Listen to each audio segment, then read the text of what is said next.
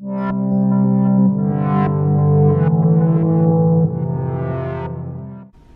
what's up you guys? Welcome back to my channel. So today we're going to be talking about something that I've been slightly obsessed with for the last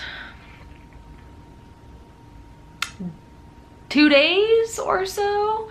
So I had recently, as of last night, finished watching The Order, which is a Netflix original show. It's really cute, it's pretty cheesy sometimes, but it's really good. I like it a lot. And it's about witches and werewolves. And at first, I was thinking, okay, so they have witches, they have werewolves, they've got to have vampires, right? Because vampires fit into that equation. Well, they don't. And in doing research today, because I actually did a little research before this video, I found out that werewolves and witches actually go hand in hand throughout history. So not with vampires involved. I think vampires are their own dealio. But anyway, let's get into it because I literally talked about werewolves for like 10 minutes on my daily vlog. So go watch that because I was in a mood, okay? So, werewolves. Now, obviously, we all know what werewolves are, right? Even if you aren't super into Twilight and, you know, all the very, very, very badly done videos and TV shows and movies. I only say that because a lot of them are very badly done. Some of them are okay, but most of them very badly done. Like, that's one of the cheesy things about The Order. Great show, really bad werewolf masks. Literally just like masks from the Halloween store. You just look past that though.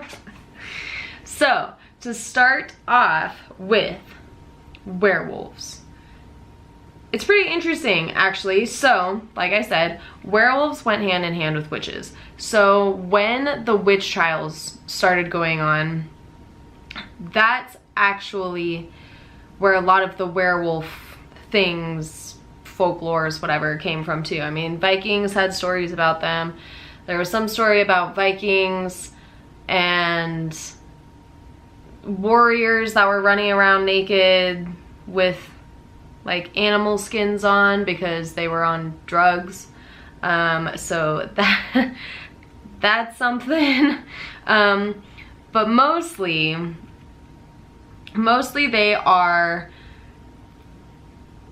in with witches. They went parallel with witches in the Middle Ages and the early modern period, as we're calling it. So during the witch trials, one of the things that would happen a lot, not only is killing the witch, obviously, but they would actually peel some of the skin off of the witch, because back then it was believed that werewolves turned their skin inside out. So if you were to peel a witch's skin off and it was furry on the inside, that would mean she was a werewolf. Very interesting, I know. And it's really interesting to think about the fact that people are actually scared of this. Like, I can't relate. Jeffree Star moment, can't relate.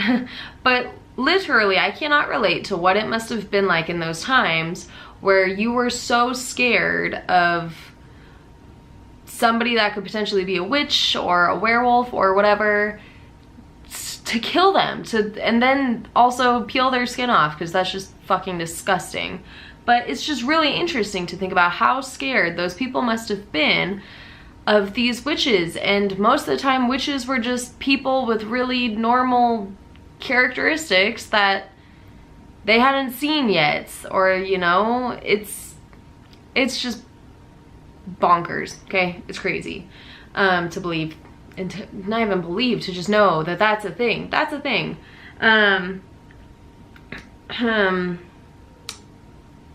Anyway, that's crazy. Well, I don't know, because since we're in the age of knowledge or whatever, the age of information or whatever it is, we've got the internet. I don't know, maybe I'm totally ignorant of something like this, but I don't think if there was something new to come out that we would immediately kill it. But I could be totally wrong about that, because we're also, I'm in America, so we're like all about our guns and like our rights to kill people and shit, and it's really annoying and stupid. Anyway, I don't know. It's just crazy to me. Anyway, let us continue. So, yeah, witchcraft, witch trials, blah, blah, blah. Blah, blah, blah, if you didn't get that. So the name werewolf continues a late Old English werewolf, a compound of were, I think it's probably pronounced were, which means man, and wolf, with a U though, not an L, which is wolf. Were meaning man and wolf meaning wolf. So the belief changes a lot. It's one of those, and now my dogs are going crazy, perfect. It's one of those things that's kind of hard to tack down an actual, this is what it is, this is the exact, this is, you know, whatever, because generally, obviously has to do with a person shapeshifting into a werewolf. That's pretty global. But the thing that is not global about it is how and why. So the main difference is that you can either shift into a wolf by choice, or when tensions are high, cue Twilight, when they can just kind of like change into a wolf whenever they want, essentially. And then ones where it's just a curse and it only happens on full moons. And now another one that I've heard that I haven't seen here yet, that I don't think is as widely accepted or known, is that it just happens every night. So it doesn't have to be a full moon. It's still a curse, but it happens every night, not just a full moon. I don't remember where I read about that, but I've definitely read about that somewhere throughout my years and years, all 23 of them. So the history, the Indo-European, wow, okay, comparative mythology. So that the underlying common origin can be traced back to Proto-Indo-European mythology, where lycanthropy is reconstructed as an aspect of the initiation of the warrior class. Wow, my throat. Okay. So this is reflected in Iron Age Europe in the Trickerkrieger. That's not how you say that. Depictions from the Germanic sphere, among others. So transformations of men into wolves in pagan cult were associated with the devil from the early medieval perspective. And there's a picture of a guy wearing a wolf skin. So, and that is on a vase from 460 BC. So it's pretty likely that this all started with some super duper old school thing where they would have to wear animal furs for warmth because that's all they had, and for some reason the wolf just kind of stuck. And I do think it's interesting that wolves are such a big, you know, wolves, not only are they pack animals, but generally there's an alpha, and generally that's who everybody wants to be, is the alpha of the pack, you know, the alpha wolf. And that goes across all sorts of societal boundaries, so that you have music about being the wolf and the alpha, and when, you know, throw me to the wolves and I'll come back. What's that song? It's from that one band.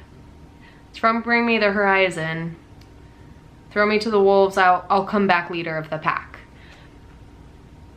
So many different versions of being the wolf, being the alpha wolf, you know, being the alpha, and that all has to do with wolves. So it's really interesting that wolves, for some reason, have kind of stuck around through society as, like, you know, there's not really many songs about wanting to be the alpha chicken or a bull. Bulls are pretty badass. How about, there are some about lions, I guess. Hear me roar. Katy Perry fans out there. But, you know, I feel like for most of the animals that are in song references and movie references and just in general, wolves are pretty there. Don't know why wolves are so popular, but they definitely are. And they have been, obviously, since BC, 460 BC to be exact, of the wolf skin wearing man on a vase. Oh, my battery is about to die. Okay, new battery. So, in reading this, oh my gosh, a few references to men changing into wolves are found in ancient Greek literature and mythology. So, let me find the names. Herodotus, in his histories,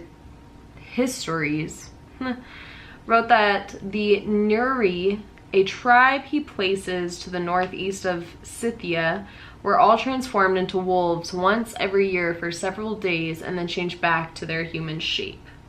In the 2nd century BC, the Greek geographer, dude, these names, Pausanias, related the story of Lycaon, who was transformed into a wolf because he had ritually murdered a child. That's bad. So, Ovid also relates stories of men who roamed the woods of Arcadia in the form of wolves. So, like I said earlier, it is so difficult to try, and you can't pin down the one reason why werewolves are the way they are. Now, this might be because they're not real. So, of course, you can make up however you want, how often, why, you know, willing, unwilling, crime, for punishment of crime, just cause, full moon, not full moon, once every year, twice every year. You know, there is no solid answer as to werewolves being werewolves, essentially. Probably because they're not real. But, now stick with me on this, because this is what kind of blew my mind a couple of days ago, and it's just, the thought has been in my brain since then. What if they are real? Now, I know I sound like every other crazy person that, you know, thinks werewolves are real, but if you have a truly open mind and you think about the things that the government hides from us, conspiracy, honestly, what if they are real?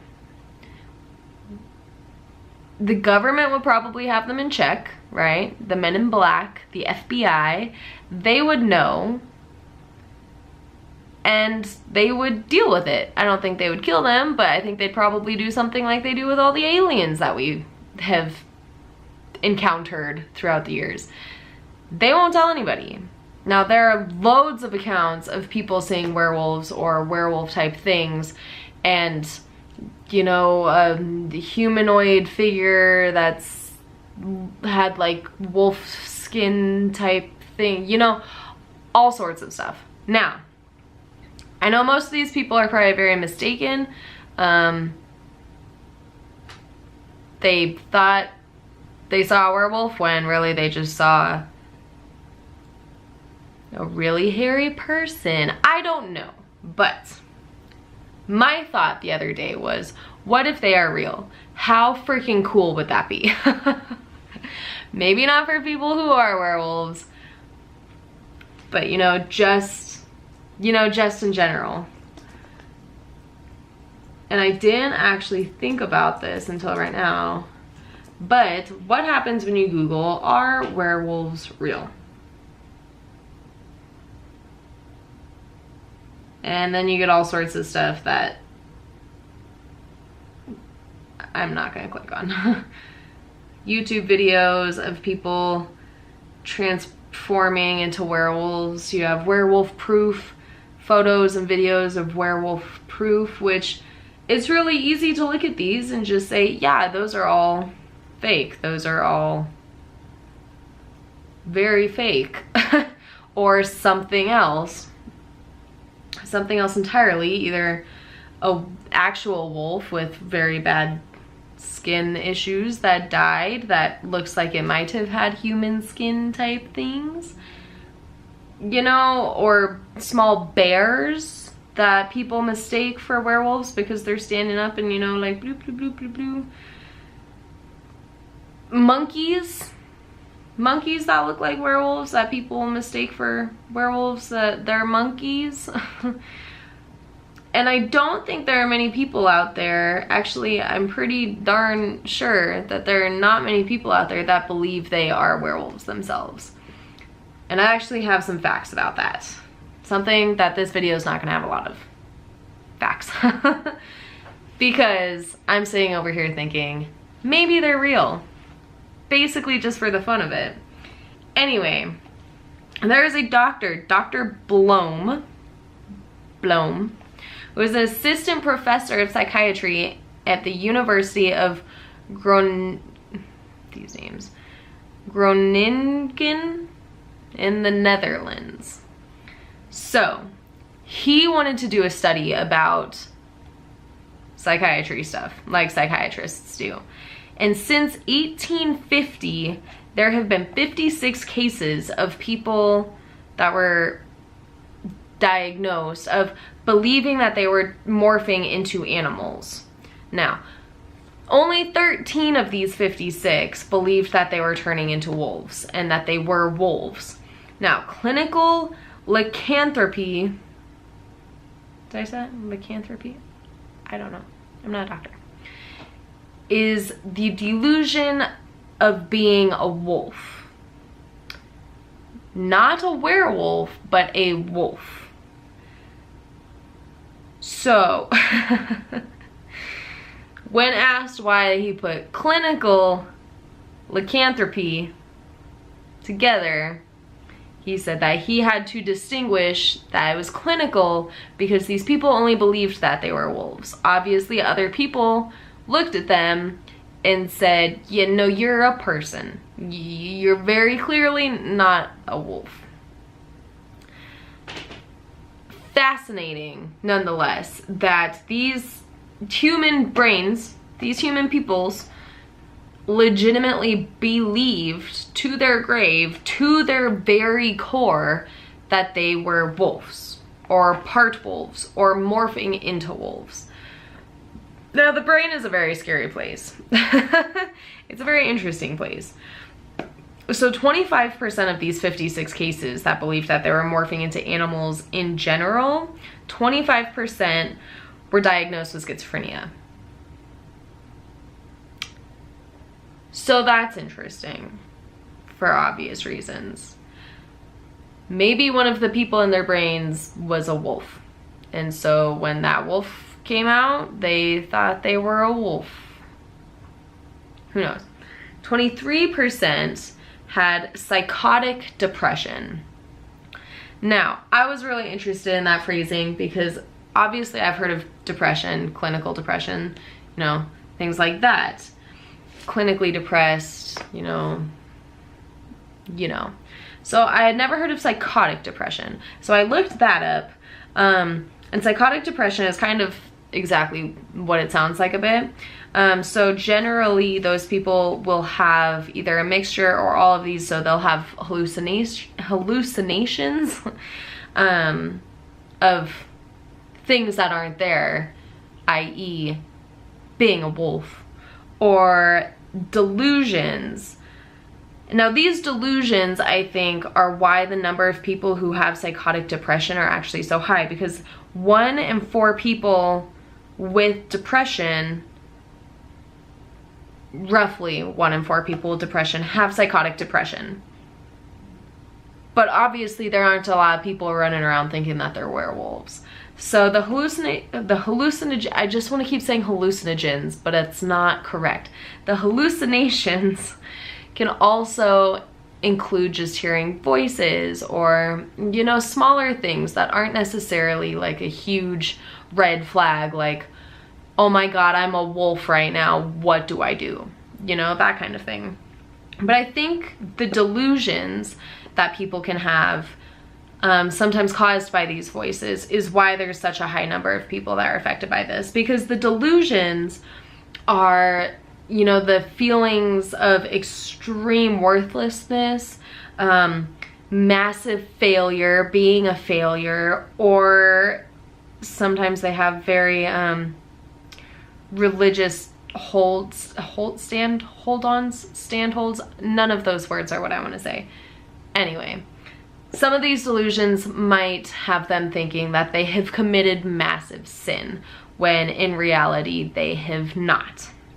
So I think these delusions, because a lot of people, you know, I don't know if you've gone to your doctor lately, but even when I went to my doctor just for the flu shot, they had me fill out and answer their depression questionnaire thing, which was 9 questions, and a lot of them sounded honestly a little ridiculous to me. And it's not because they are ridiculous by any means, and I'm not trying to belittle that at all, but because I know a little bit about depression and I know a little bit about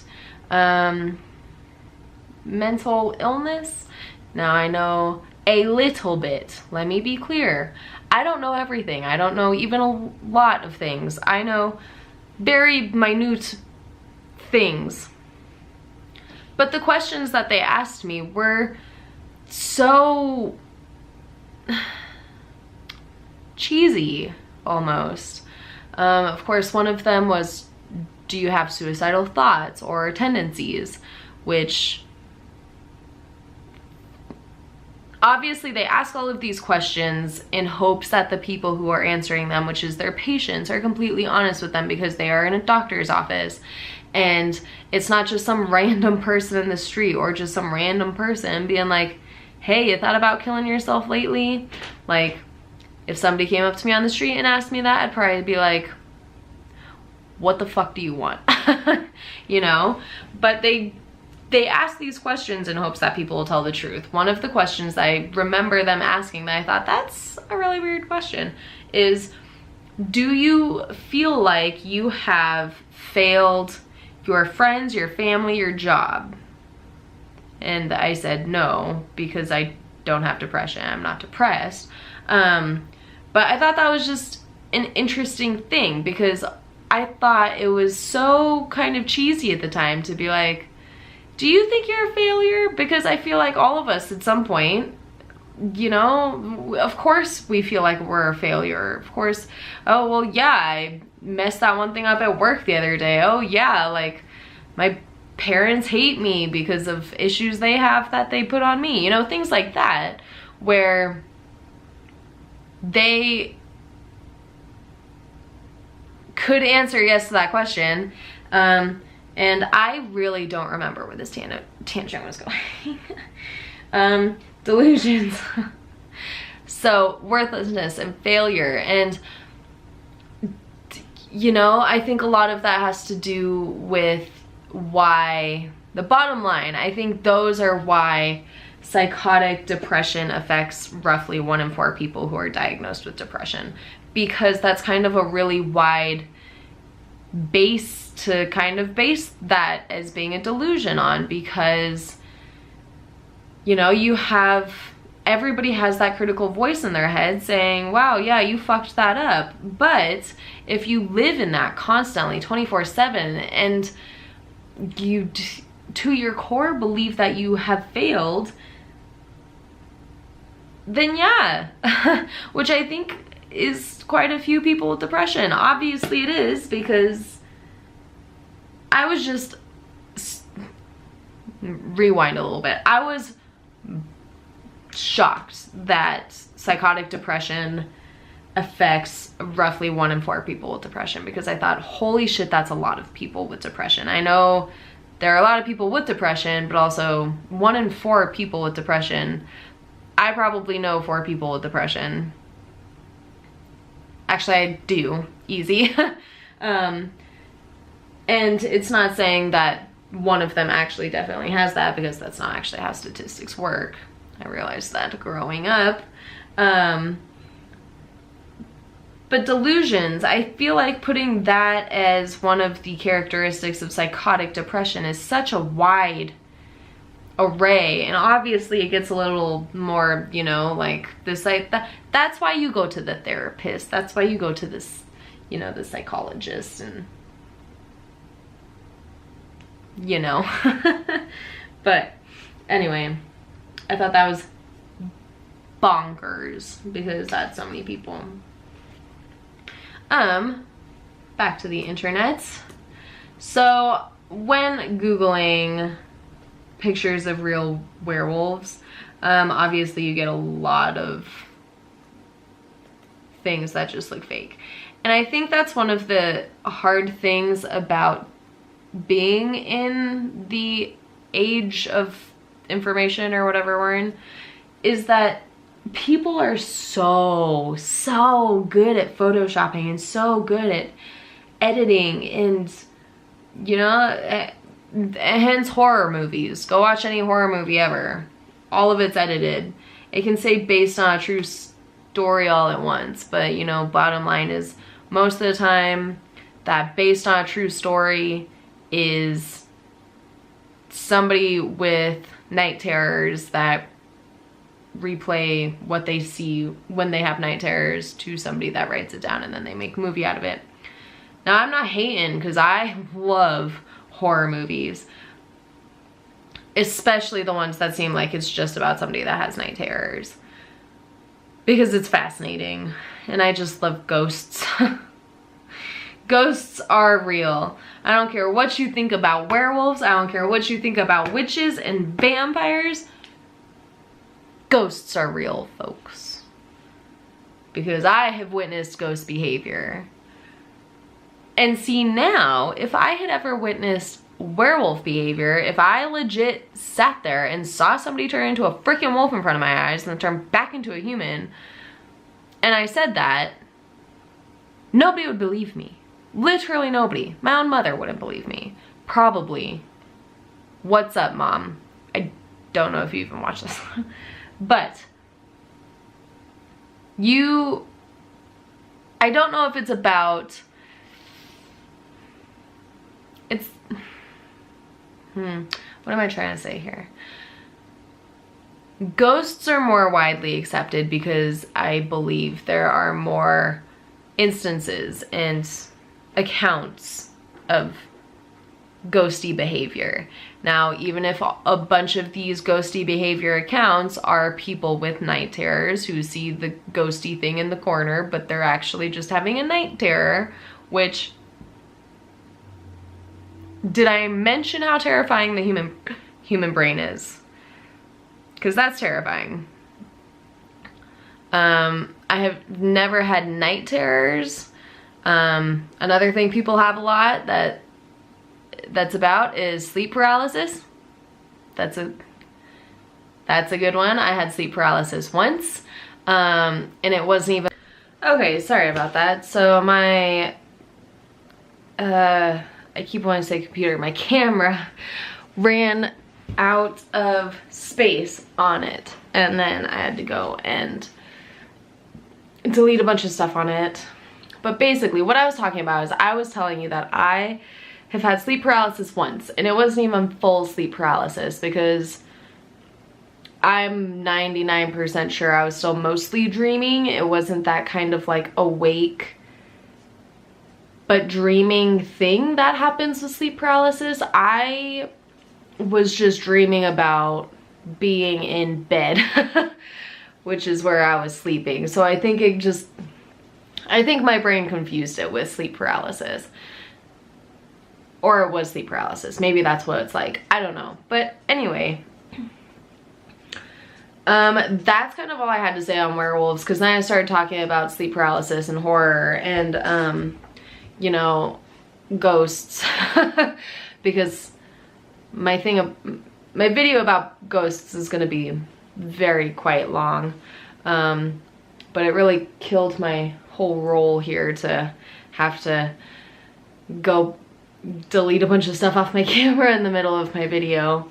But anyway, werewolves. They have been around forever, but also not.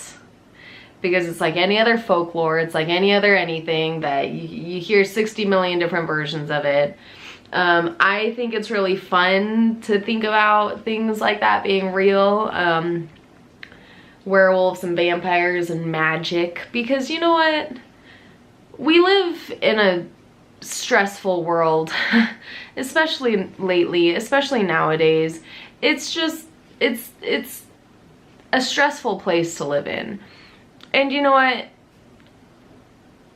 It makes me happy for some weird reason to think that these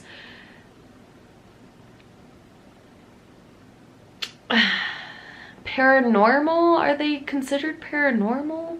I don't know. That these beings might exist, because I really like to think that there might be more to this world than just us killing each other in wars.